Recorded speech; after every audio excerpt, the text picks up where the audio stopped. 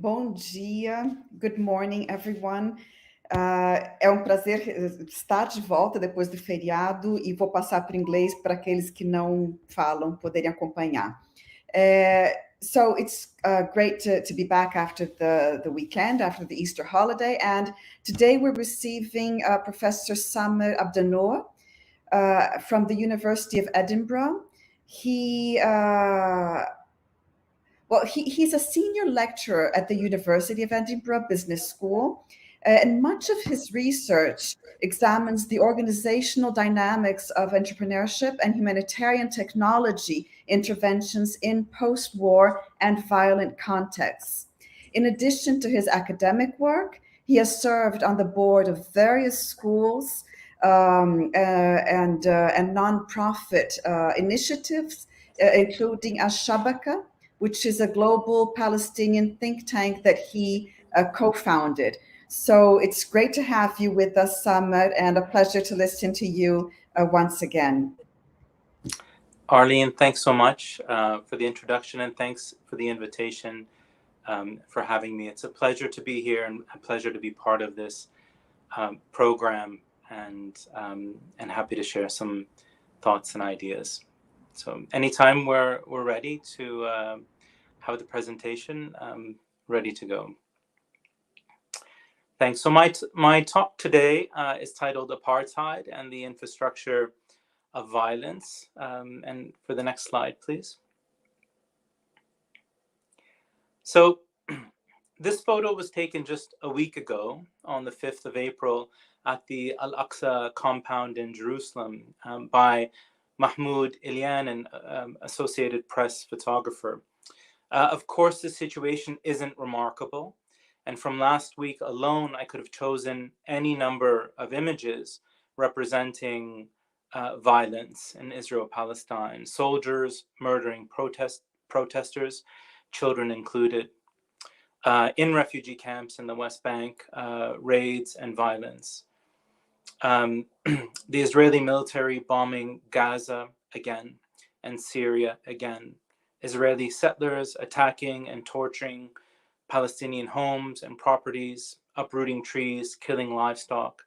Israeli politicians inciting violence, including ethnic cleansing, and the list goes on. And any one of these images, they bring up very different forms of violence, but as I'll aim to speak today, they are very much related and interconnected. Violence permeates every facet of life in Israel-Palestine.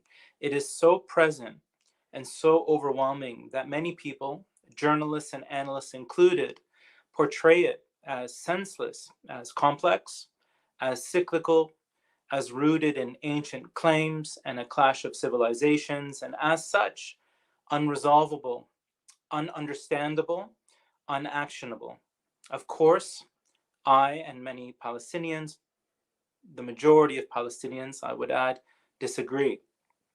And in this seminar, I hope to dispel some of these claims by presenting some frameworks, different frameworks, from which to understand Israeli apartheid, Israeli violence, in the hope they provide some clarity for analysis and possibilities for action. Next slide, please.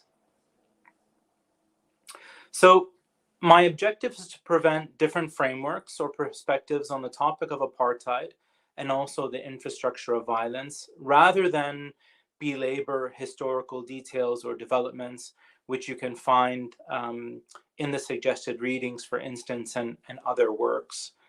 And just as just to be transparent, I'm not a historian. I'm not a legal scholar.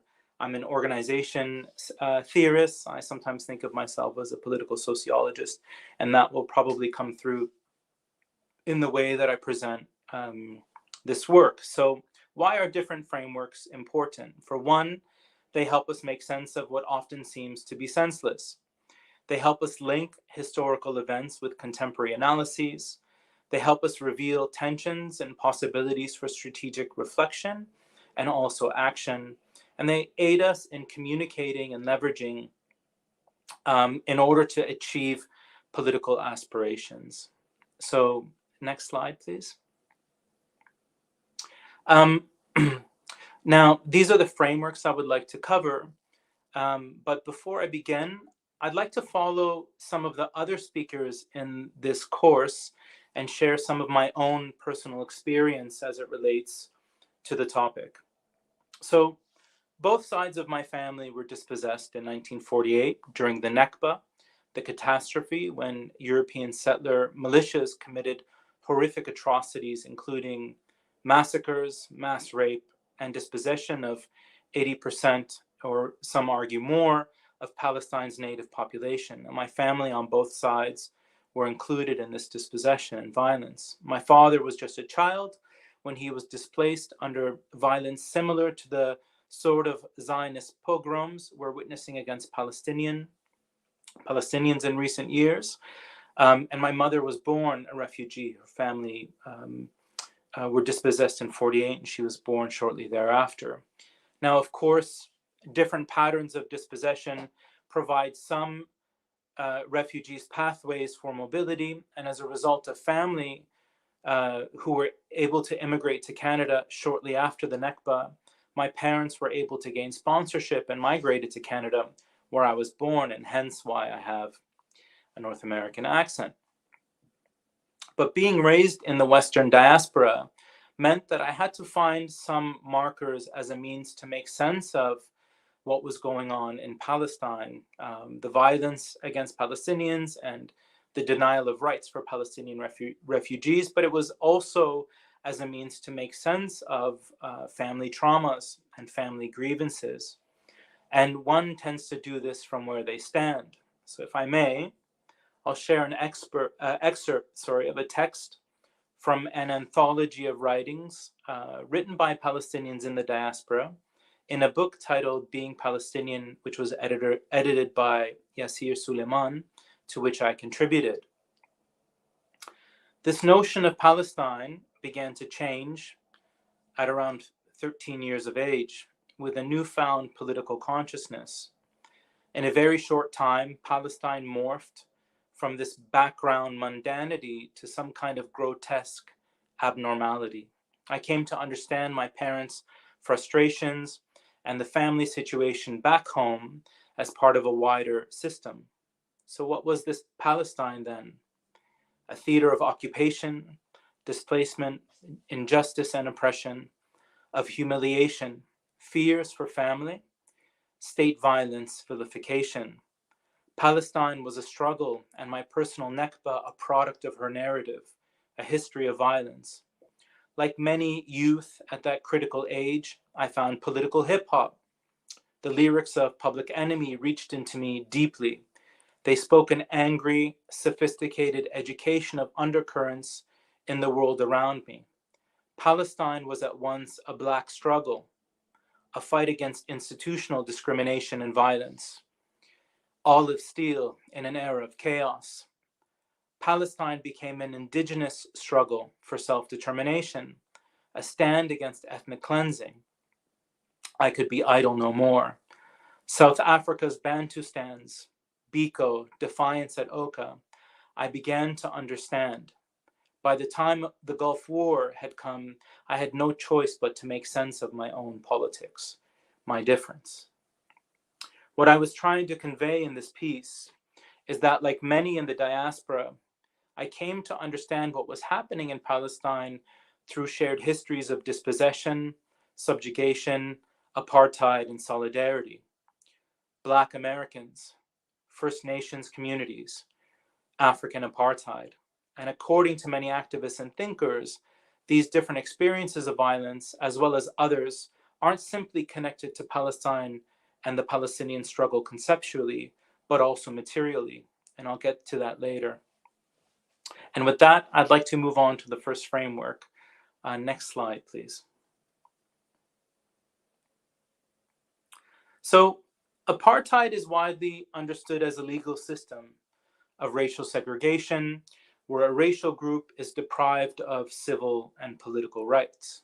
And in the case of Israel-Palestine, the past 2 years were a turning point in terms of human rights organizations finally recognizing Israel as a state that practices the crime of apartheid. On January 12th, 2021, Beit Tselem, Israel's leading human rights organization, released a report titled "A Regime of Jewish Supremacy from the Jordan River to the Mediterranean Sea. This is Apartheid." On the 27th of April, 2021, Human Rights Watch released a report, "A Threshold Crossed: Israeli Authorities and the Crime of Apartheid and Persecution." And last year, in February 2020, Amnesty International released a report, "Israel's Apartheid Against Palestinians: A Cruel System of Domination and a Crime Against Humanity." As Noura Erekat and John Reynolds note, both in their Jewish Currents piece titled "Understanding Apartheid" and a recent contribution titled "Race, Palestine, and International Law," together with Darrell Lee in the American Journal of International Law, this new global consensus concerning Israel being a state that practices the crime of apartheid follows many decades of this very recognition by Palestinian and Global South anti-colonial thinkers and movements.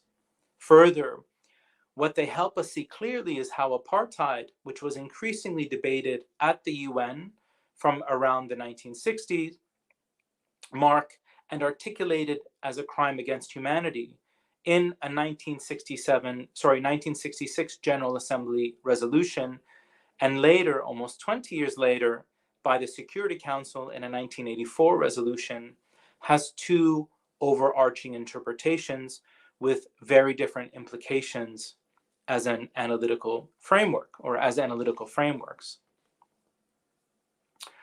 The first understanding of apartheid is as a manifestation of settler colonialism.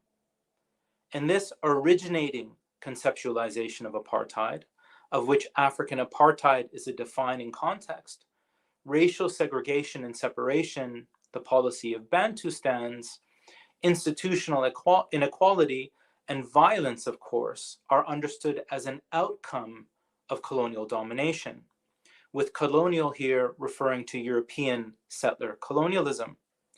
In contrast, the second understanding tends to shed this colonial lens.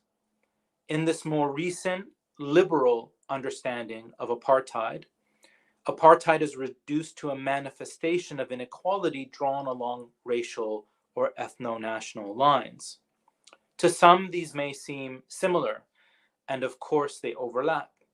However, the implications of each approach to apartheid differ greatly when it comes to using these as an analytic lens for understanding violence in Israel-Palestine, and also when thinking about how to challenge it. So, understanding apartheid within a settler colonial framework recognizes that the roots of racial discrimination, of inequality, and of violence are a product of ongoing settler colonial violence. In the case of Israel-Palestine, this means examining its settler colonial roots, of which the ideology of political Zionism, which underpins the primacy of Jewish rights and privileges over Palestinians, which implicates the World Zionist Organization, which mobilized political and material support for Zionist Jewish settlements in Palestine dating back to the late 1800s, as well as the 1917 Balfour Declaration and 1922 Palestine Mandate of the League of Nations, which solidified support for a European Jewish settler state in Palestine among the imperial powers at the time, as well as the UN partition plan that sought to divide Palestine into two homelands, of course, without the consent or participation of the native population. Hence, this perspective recognizes that when Israel was founded, almost every nation across Southwest Asia and Africa were under European colonial domination, even though in the decades to follow, many would secure independence. And I think this is something that is often neglected when we speak about Israel's settler colonial nature.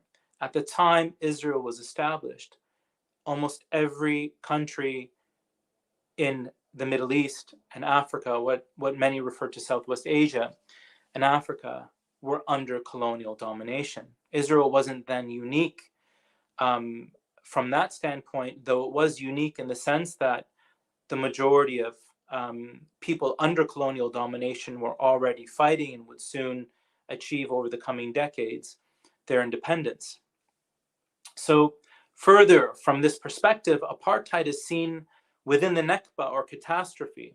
Again, the mass dispossession of Palestinians during the founding of Israel, ongoing ethnic cleansing of Palestinians, and settlement of areas across historic Palestine by Zionist settlers, both in what is often referred to as Israel proper, or the occupied Palestinian territories, and denial not only of human rights, but also the right of return for refugees. So from this perspective of apartheid as a settler colonial system, the antidote to apartheid is decolonization. Decolonization here meaning justice, return, restitution, such as land and wealth distribution.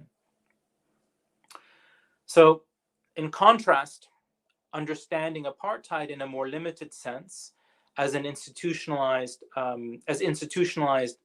inequality reduces the analysis and possible solutions to a question of rights and privileges. This approach does not seek to address Israel's settler colonial foundation, but to modify it. This position can be seen when assessing Amnesty's report, for instance, which does not seek to challenge Israel's Zionist ethno-national framing. So it simply makes a strong call for the need to ensure equal rights and opportunity, even within the framework of a quote-unquote Jewish state. This perspective of apartheid is in many ways an outcome of the liberal rights-based order that has dominated global engagement with Israel-Palestine since the signing of Oslo, which saw the beginnings of a neoliberal state-building project in the West Bank, even as Israel continued to expand its settlements and entrench its apartheid system over every aspect of Palestinian lives, as we can see today. From this institutional inequality perspective, the antidote to apartheid are rights, usually presented as possible within a two-state or a one-state solution framework. While this perspective may very well recognize Israel's settler colonial underpinnings in a superficial manner, its advocates really rarely seek to challenge these.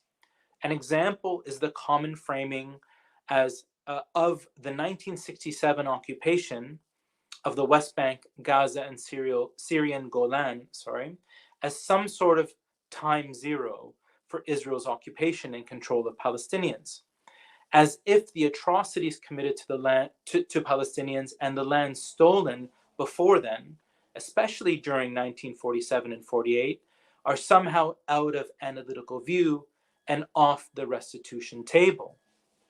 So when we hear about this question about 1967 borders, even many well-meaning analysts will discuss the occupation as being 55 or 56 years old, as if what happened before wasn't an occupation, as if Palestinian grievances before 1967 are somehow out of view. And this is very much in line with this rights-based international order that refuses to engage with the settler colonial history and a settler colonial framework to understand the violence in Israel-Palestine. So by now, it should be apparent how these two different approaches to understanding apartheid are in deep tension with one another, especially in their application and possible resolution.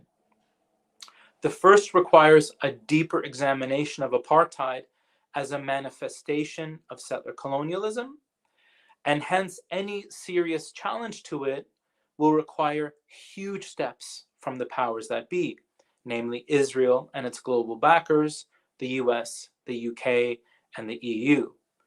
The second promises rights while holding Israel's status quo, which unfortunately for Palestinians has become a discourse with little teeth to effect real change, such as the non-existent peace process, can show us.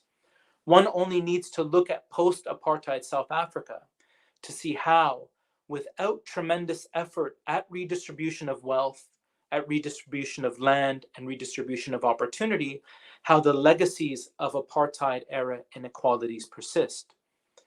And many of us understand this as neo-apartheid, the collapse of formal legal apartheid, but the continuation of apartheid inequalities. And in many ways, I think this is a consequence of the rights-based understanding of apartheid and its resolution. Next slide, please. So, as an organizational theorist, I have often found the legal definitions of apartheid limiting. I realize they are absolutely important. They're grounded in political movements and the aspirations of political movements, especially anti-colonial movements from the 50s through to the 80s, and up until the collapse of formal apartheid in South Africa. They're grounded in international law, but somehow they've always felt to me incomplete. And this motivated me to write a short piece years ago titled Beyond South Africa, Understanding Israeli Apartheid, which was published with the think tank Al-Shabaka. In this piece, I sought to move beyond legal definitions to postulate an organization conception of apartheid. And this idea presents apartheid as three intersecting dimensions: the physical, the architecture or infrastructure, and ideology. The physical dimensions of apartheid are those very observable forms of violence. They're those things that we observe to separate and discriminate and harm. They are checkpoints and walls. They are settlements and settler-only roads. They're the ID cards and permit systems. They are tanks. They are tractors. They are separate judicial systems and prisons. They are databases and surveillance systems. They are drones, bombs, fighter jets. They are areas A, B, C, and other spatial demarcations that segregate Palestinians into various areas. These physical elements enact the violence that governs the lived and death experiences of Palestinians under Israel's system of apartheid, military occupation, siege, and even in exile. We know a great deal about these physical dimensions because they horrify us. They capture our attention. They can be counted, they can be classified, they can be photographed and shared widely through social media. When people point to apartheid violence, it is usually in relation to these elements. The architecture or infrastructure dimension refers to the regulatory, political, and economic elements of apartheid. They constitute the institutions, the systems, the industries, and bureaucracies that enable states, society, and economies to function. The architecture of apartheid can sometimes be extremely elusive. It cuts across multiple sectors, and the connections between these often remain unclear. An example are Israel's military industries, which connect to almost every facet of Israel's economy and society, linking universities, technology industries, the military, police, and settlers into the web of relations that both produce and maintain the violent subjugation of Palestinians. Though physical elements by their very nature convey separation, the architecture that produces and maintains these often reveals quite the opposite. The use of the Israeli shekel by Palestinians and manufactured dependency on Israeli goods and services, given the intentional destruction of Palestinian productive capacity, are two of the many examples that convey the interdependencies between Palestinians and those who commit violence against us. The ideology, moving on, the ideology dimension refers to the ideals that legitimate apartheid and violence and enroll the public into its production and maintenance. Ideology can be described in terms of racism, settler colonialism, political Zionism, religious fundamentalism, neoliberalism, and many other isms that academics like to speak to in their analyses. Like the physical elements of apartheid, ideology is highly relevant to apartheid's architecture. But ideology, being intangible, must be deduced and analyzed through discourse, including legal documents and rhetoric, and also the physical techniques of control that they produce. One feature of ideology is that it blinds. We are witnessing this in relation to the protests in Israel against government reforms. That hundreds of thousands of Israelis are protesting to supposedly save a democratic system that, when it comes to Palestinians, is apartheid, to many appears insane. But this is a product of Zionist settler colonialism, the racist dehumanization of native Palestinians to the point where their rights and lives are irrelevant. The dimension of ideology has also led to a mundane, taken for granted, everyday apartheid. Poorly understood, the mundane is highly significant to the maintenance of apartheid's architecture. For instance, Israeli journalist Amira Haas once wrote that hundreds of thousands of perfectly normal Israelis who are not violent at home are partners in the mission of administering, demarcating, restricting, and taming the other society while cumulatively damaging its rights, welfare, and well-being. Scholar Rashid Khaldi places this in the context of Israel's settlement industrial complex. In addition to the 450,000 plus Jewish settlers in East Jerusalem and the West Bank, this includes hundreds of thousands in government and in the private sector whose livelihoods and bureaucratic interests are linked to the maintenance of control over Palestinians. Taken together, this permits a majority of Israelis to live prosperous lives, relatively insulated from the ethnic cleansing of Palestinians, and I have little doubt that many Israelis go to work, go shopping, take care of their families, and enjoy the luxuries of the first world without appreciating how deeply embedded and integral they are to the architecture of apartheid. And at the same time, a huge majority of Israelis do realize this, including almost all of the political leadership of Israel, and simply don't seem to care enough to take action. This too is ideology. Can we move to the next slide, please?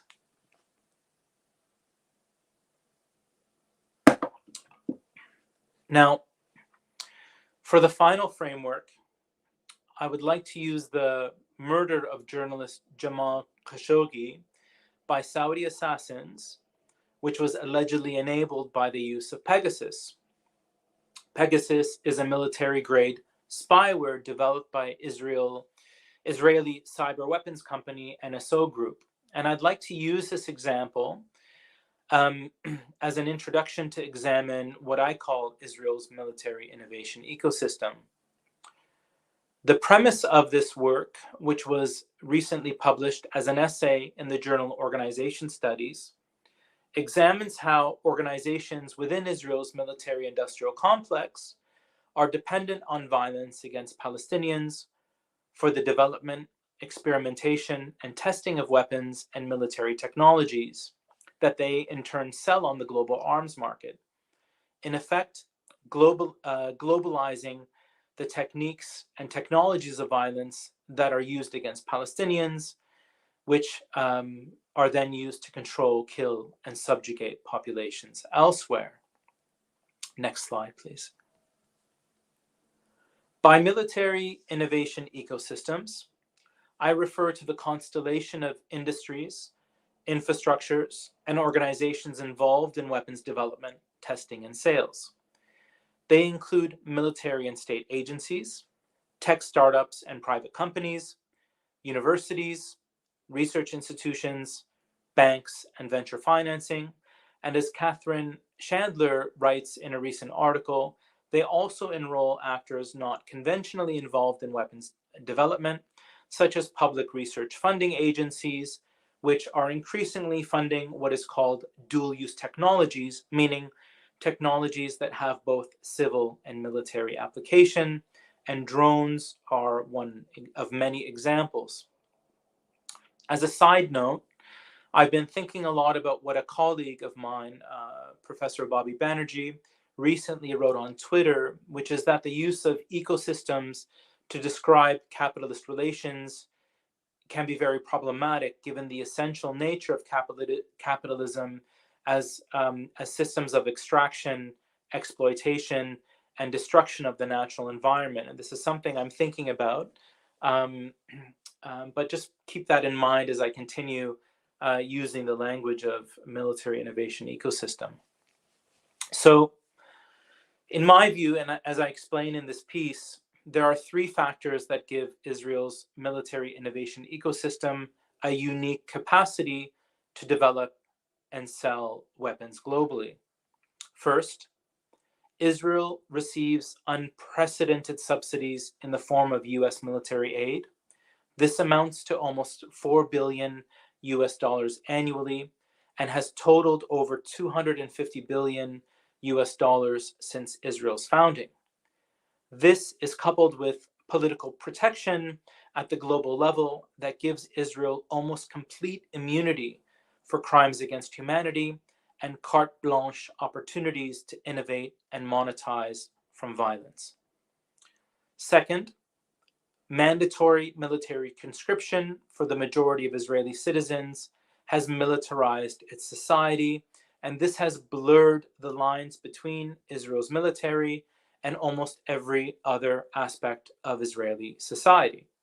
So, for example, in a recent New York Times Magazine article, Ronan Bergman and Mark Mazzetti detail how military officers serving in Israel's elite cyber surveillance unit often end up working for weapons companies and tech startups.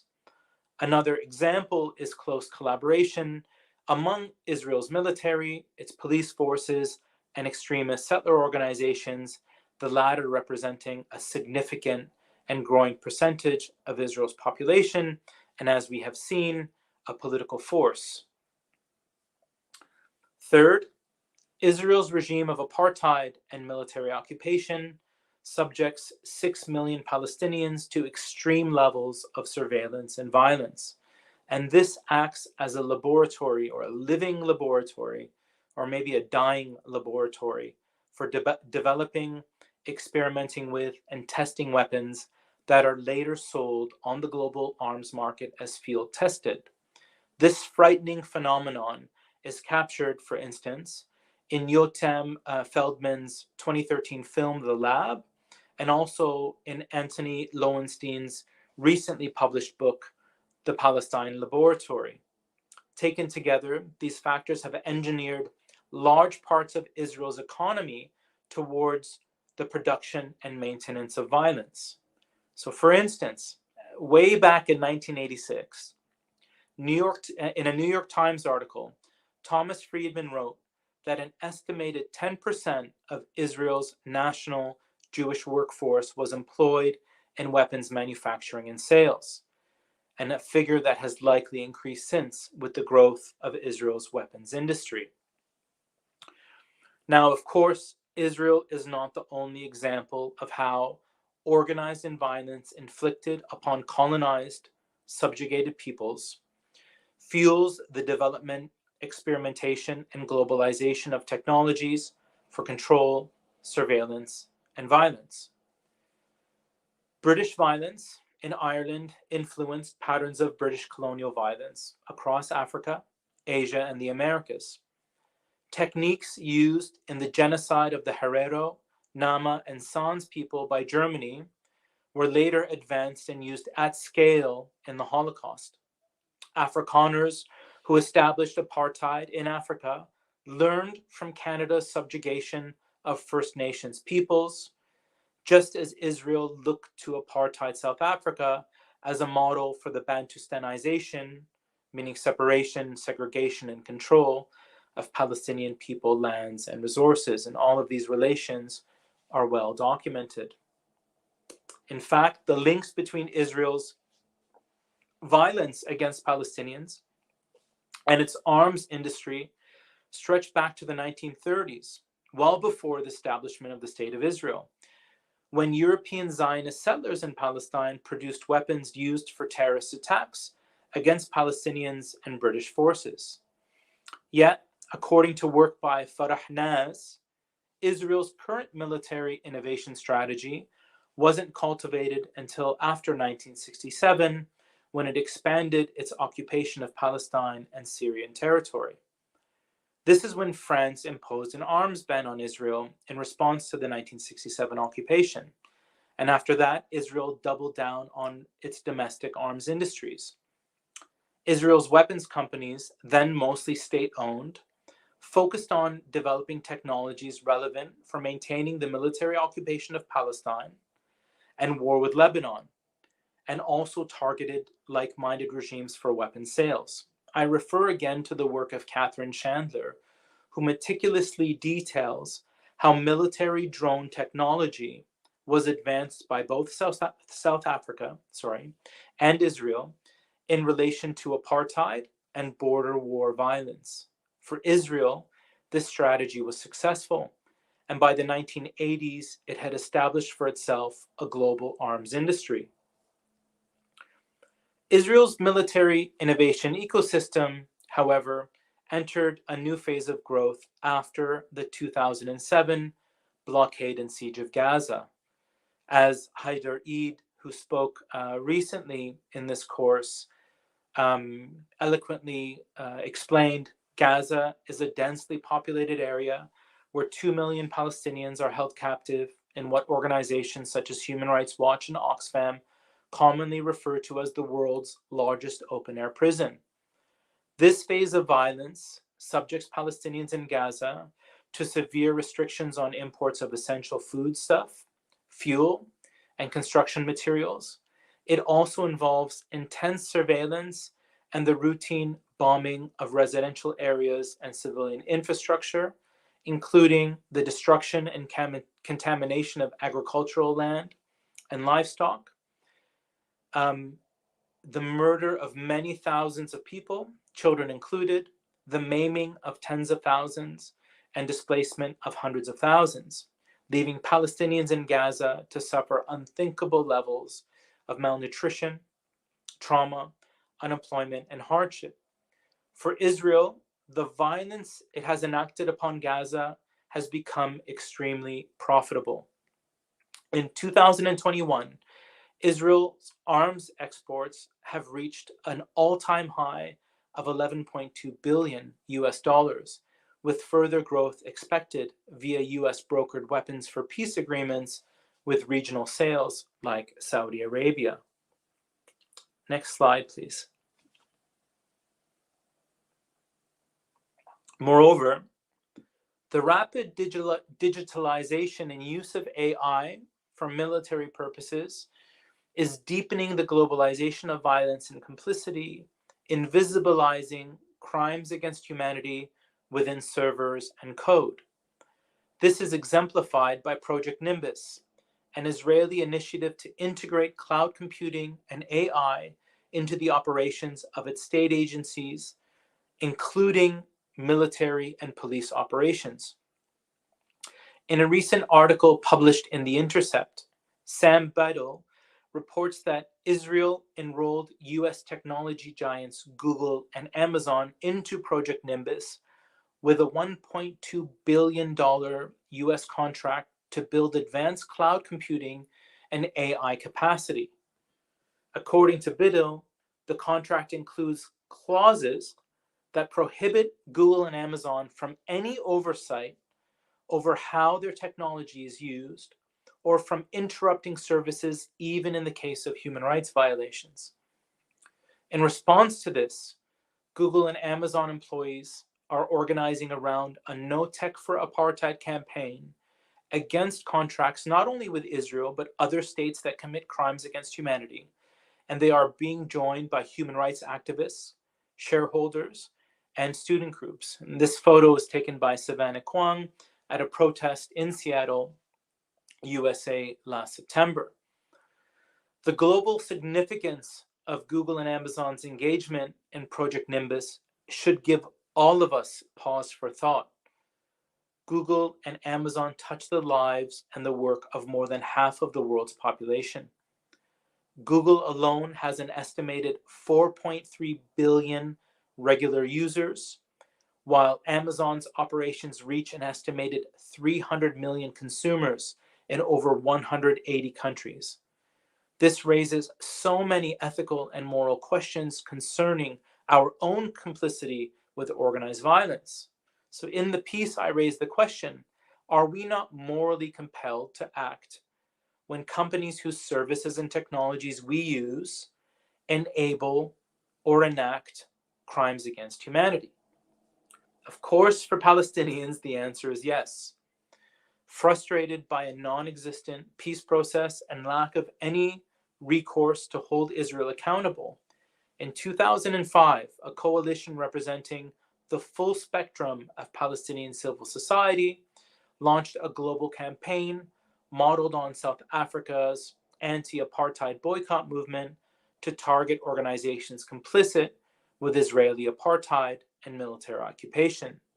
As Omar Barghouti, a BDS movement and co-founder, details in a recent article, the Palestinian boycott, divestment, and sanctions movement is a global, anti-colonial, intersectional movement with the explicit goals of realizing Palestinian freedom, justice, and return. And here again, we hear the language of decolonization, not necessarily rights. And this links back to the original dual faces of apartheid that I presented. Those familiar with apartheid in Africa know that dismantling it took decades of anti-apartheid, anti-colonial action, including boycotts and sanctions. Yet Israel's regime of apartheid and military occupation is far more bureaucratically entrenched, technologically advanced, and globally embedded than African apartheid ever was. Moreover, Israel's largest trading partners, Europe, the US, China, India, and the UK, show absolutely no interest in holding Israel accountable for violence. Rather, there is a great deal of evidence to suggest that they are looking to replicate Israel's military innovation ecosystem, which means that Israel and its global partners will continue to operate with unprecedented impunity to enact, innovate, and monetize violence. And I think at this point, I'll stop and we can move on to questions. Thank you. I think you can take the slide deck down now.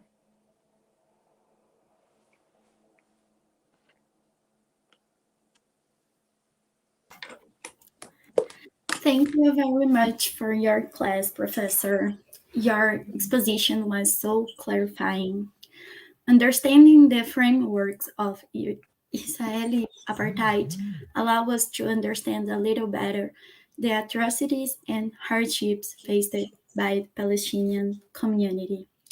We know that as long as the colonial system is in place, the Nakba continues.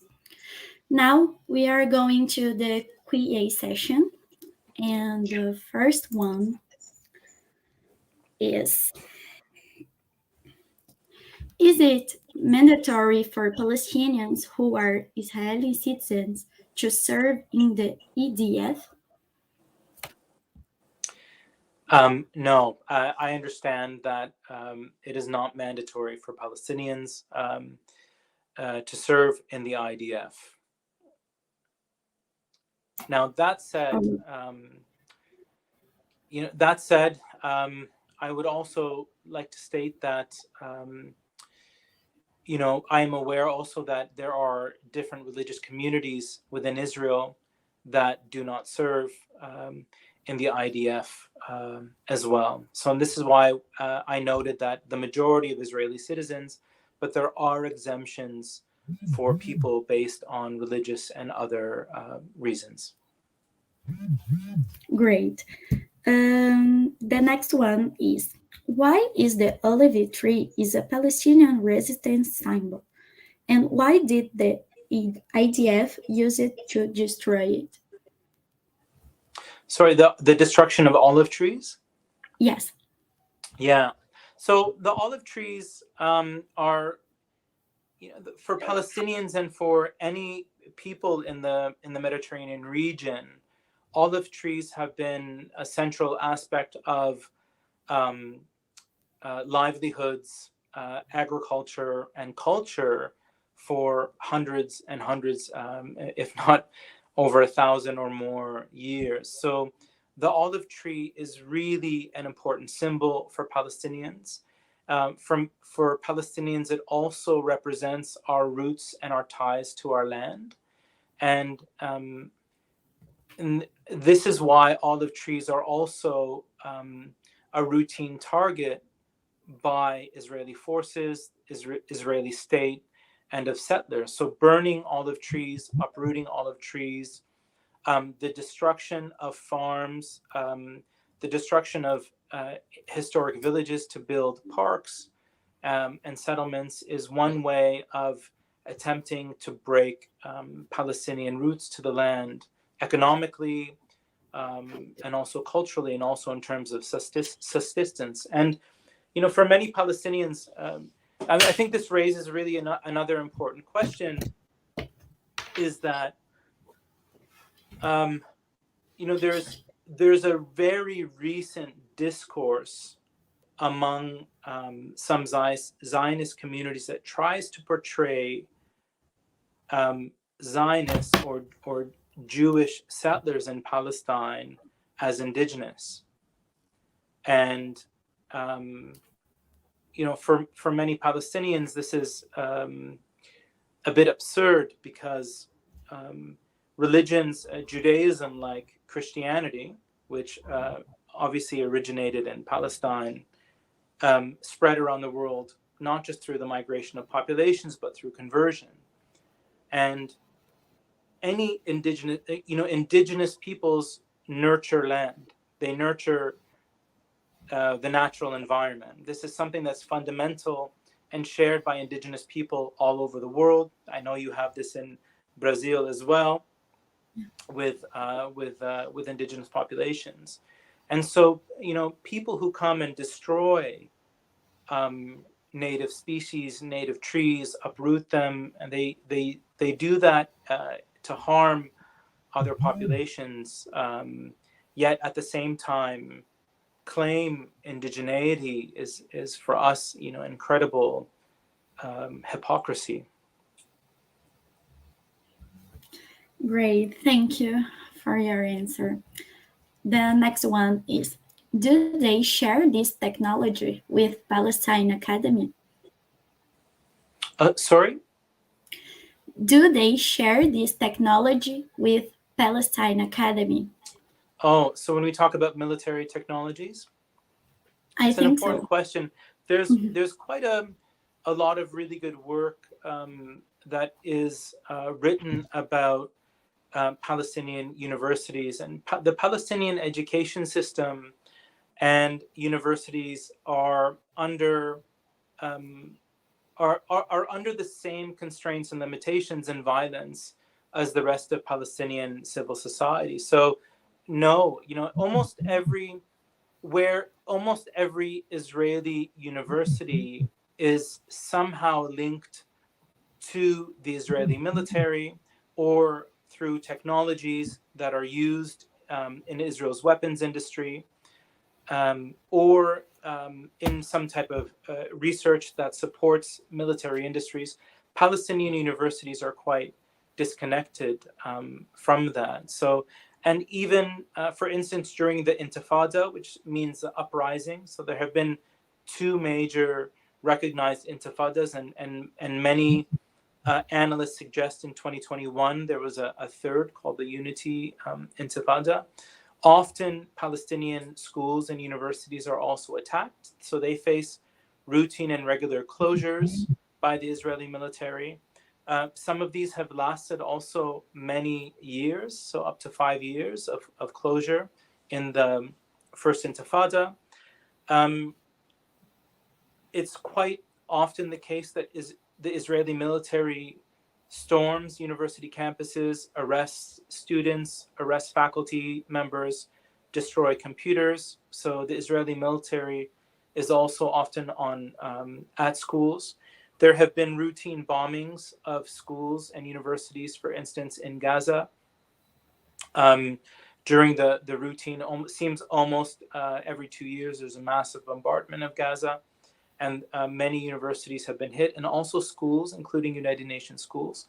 So, the apartheid system, the segregation is really total, and this is why the Palestinian boycott, divestment, and sanction campaign have also called for a boycott of Israeli academic institutions and partnerships with Israeli academic institutions. And as a note, this doesn't target individual academics, but institutional relationships, because universities are so complicit in violence against Palestinians. And at the end of my essay, the one that I had spoken from, when I raised the question of challenging our own complicity in violence, that was also a call to my own colleagues, because many business schools and engineering schools all over the West, and indeed all over the world, have relationships with Israeli institutions that are deeply, deeply wedded to the production of violence against Palestinians, and also to the weapons industry that exports technologies of violence globally. Okay, thank you.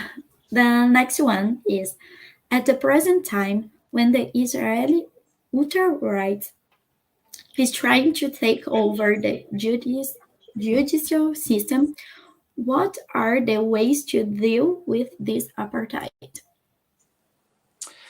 So this is I think a really interesting and contemporary question. And so for many Palestinian analysts, we recognize that the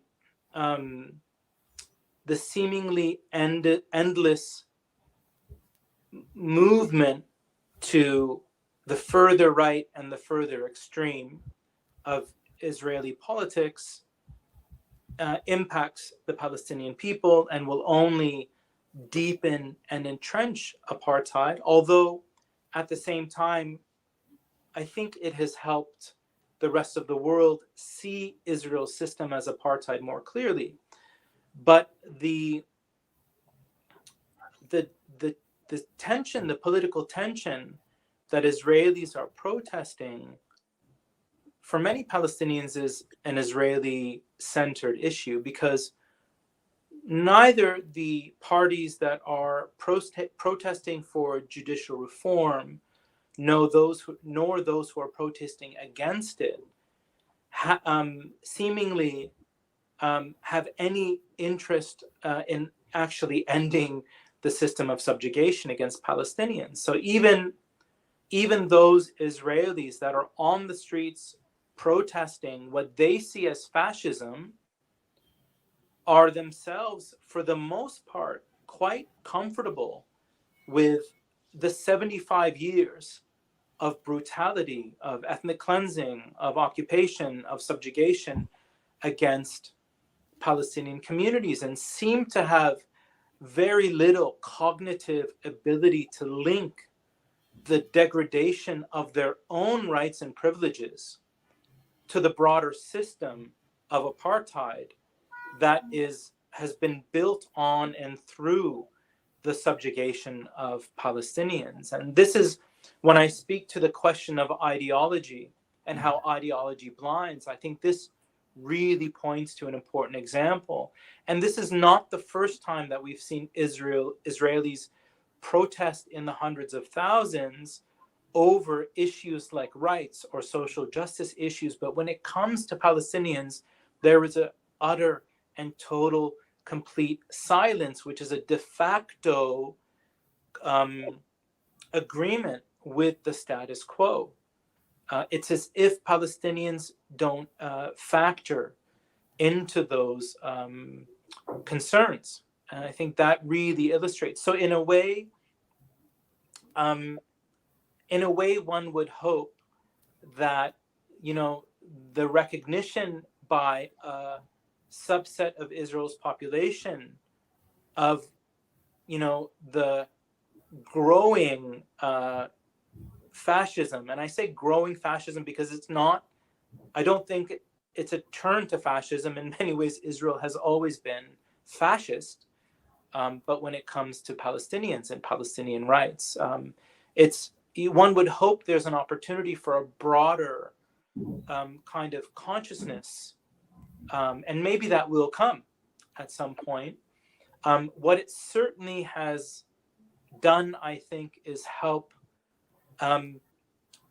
Jewish communities that are, Jewish Zionist communities that are supporting Israel. So traditionally, Zionist communities in the West or globally, not only just the West, but also globally, that have always supported Israel, because a huge majority of Jewish people outside Israel are anti-Zionist and are against Israeli state violence, and have always been, actually. But it is really complicating those communities, those Zionist communities who have always supported Israel financially, politically, etc. It's making them very uncomfortable, because they recognize that that there's this really disjuncture between their own ability to present Israel as a liberal, Western, innovative, democratic, safe space. It's really challenged their ability to present that. So it's really, caused attention. And even in the US, we've seen recently a letter signed by, dozens of very prominent Israeli business people or Jewish American business people with Israeli ties that have many billions invested in Israel, to write a letter saying what's happening with this judicial reform is concerning, it's impacting our ability to invest in Israel. It's interesting that, it's awakening new populations to what Palestinians have said and our allies have said and seen, all along. So it's a great question, and thanks for asking it. A great question and an interesting answer. Thank you. Thank you, Victoria.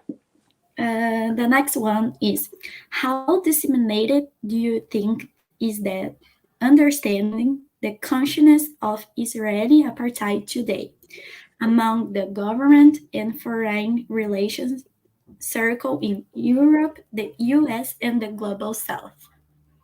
Yeah, this is a really great question. And first and foremost, it's important to recognize that Israeli politicians have also recognized this apartheid system going back decades. So even using the language of apartheid for decades.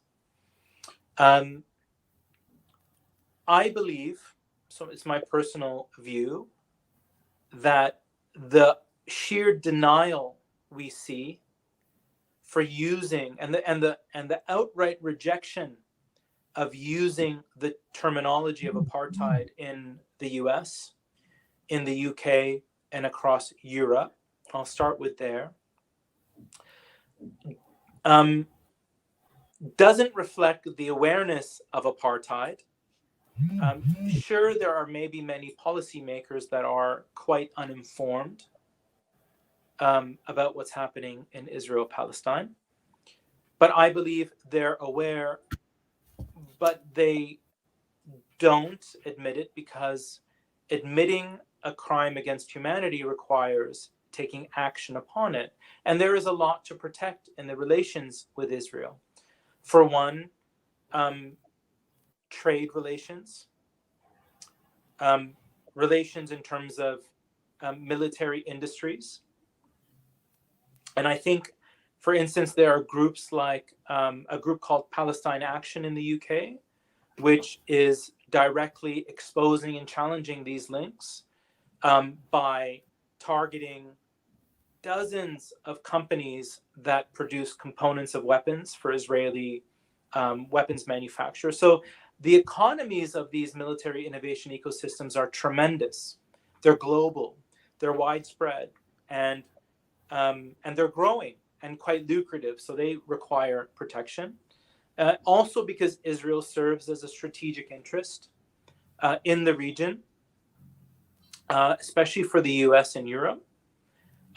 It's been central in redefining relationships. So we've seen, for instance, these kind of naturalization of agreements and peace agreements with Saudi Arabia, the UAE, Sudan, etc., Morocco, are redefining the geopolitics of the region. But for one thing as well, I think we have to remember that Israel was founded as a European or even Anglo-European settler state. Over 1 million Israeli citizens tie their lineage back to Russia. A huge proportion of Israeli citizens have their lineage in Germany and Eastern Europe. France continues to send large populations of their citizens to live in Israel as settlers. So does the US. So does the UK. So does Canada. There are many thousands, some estimates up to 6,000 citizens from across the West that serve in Israel's military annually. These are called lone soldiers. And so to admit Israel is an apartheid state requires these states to then take action against their own citizens that are going to fight in what effectively is a crime against humanity and commit war crimes. And we would likely have to see these states take action the way they did when there was a recognition that many citizens from the West were going to fight with ISIS, for instance, in Syria, as foreign fighters. Now, the Global South is a different story. The Global South and action and activism and movements, political movements in the Global South is why we have and Noura Erakat and John Reynolds' piece that I mentioned and was in the reading list is really essential in helping present this. It's why we have apartheid enshrined in international law in the first place. It was a coalition of what was then the G77 that elevated apartheid as a colonial and anti-apartheid activism. And so, people in the Global South are aware. Now, that said, there are many nations in the Global South that have, financial and political dependencies on the US and other countries. And so it makes addressing the issue a bit of a difficulty, except for what we're seeing now is leadership as we would hope and as we admire from South Africa has taken leadership, and a few other states in the African Union has spoken. South African foreign officials have spoken out against Israeli apartheid, and leaders like Mandela and Desmond Tutu, the late Mandela and Tutu, have also spoken out regularly against Israeli apartheid. Countries like Indonesia and other nations are also speaking out. So the Global South really is where I think, where a lot of the political clarity is. And in my view, for instance, that, there may be some people that, that think Western states protect Israel simply because it's Israel, or they've embraced kind of anti-Palestinian racism, and that may very well be true. But I also think they're protecting economic, military, their own citizens, and geopolitical strategic interests. And as we have seen, if we look to South Africa as an example, very much the same states, settler colonial states, I should throw Australia in there as well, are, almost the same states that politically protected the South African apartheid regime and maintained its economic and political relations and trade relations, are those same states that are protecting Israel today. And I think this is also why, when we make comparisons, it's important to keep the kind of broader global settler colonial or neo-colonial framework in mind. Okay, thank you. We have two questions about propaganda, so I will ask together. The first one is, what is the role of propaganda and counter-propaganda made by Israeli civilian sellers in understanding Israeli apartheid? And the next one is, thinking about ideology, how do you see Israeli propaganda in the West, and how can we change the discourse?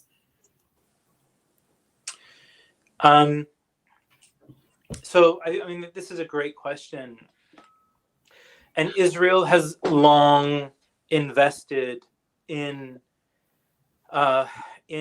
propaganda. I think maintaining its perception of liberalness, its liberal kind of facade with Western populations has been really important. And for years, Israel has invested at the state level billions, actually, in propaganda. There's what is often referred to as Hasbara, or propaganda. So if you're searching about Israeli propaganda, look up the term Hasbara. So we've seen, for instance,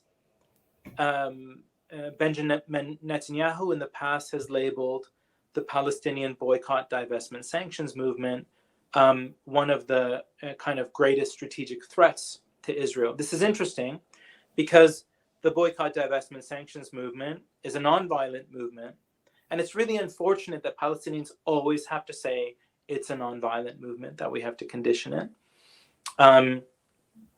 But it is a nonviolent movement that calls for equal rights for everyone within the confines of a Israel-Palestine settlement. It doesn't call for a specific one or two states, but it calls for equality. And a nonviolent movement calling for equality is a strategic threat. That's really quite interesting when we think about that. And at that time, Netanyahu announced the investment of hundreds of millions of dollars into programs. So we see also on social media, you have quite literally armies of people engaged in propaganda. There are strategic collaborations with the Israeli state and platforms such as Facebook and Twitter and others. So there are, Transparency International and many Palestinian organizations have been documenting the censorship and silencing of pro-Palestine voices on social media. But also what we have in the US and the UK are lobby groups and groups that, give, tens of millions of dollars to political campaigns to try to sway policy. And a big part of that, I think, especially in the US, is convincing Congress people to continue to give Israel the 3.8 or 4 or 4.8 billion dollars a year in military aid, no strings attached. And we've just now are seeing, one of the first calls by Senator Bernie Sanders and others to and the squad, who are known as the squad, to put strings attached and challenge that, to actually tie aid to Israel to ensuring that it changes fundamentally its system of occupation and apartheid. And so, I think the propaganda is really, again, in my own view, the propaganda is essential for Israel and its supporters globally in order to continue giving Israel political cover at international forums, but also to keep open trade agreements, to keep open funding, military aid and funding to the tune of billions annually. And so I think it's really essential. Now, it's interesting, counter propaganda is an interesting term. One that I've seen some people use. I tend to not use the term counter propaganda, but I do see, the importance of, strategic positioning of a particular discourse.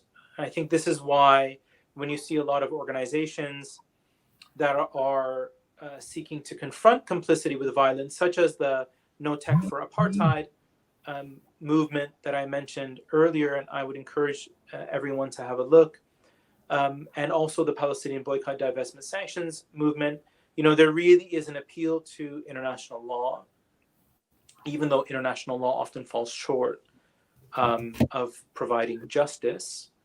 But so rather than thinking, in my view, as counter propaganda, it's more about reframing the discussion to understanding what equality, justice, and return and rights might look like. But thanks for an important question.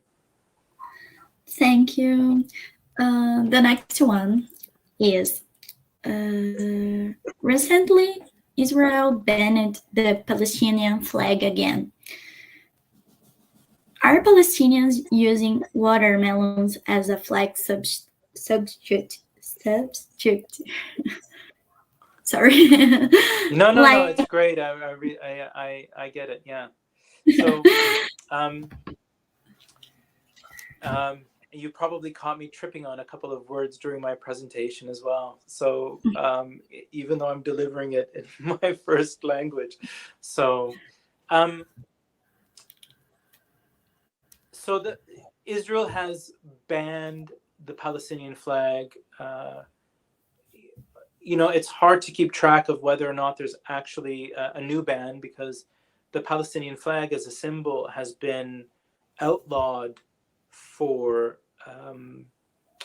decades. And it's not just the Palestinian flag, it's almost it's many symbols of Palestinian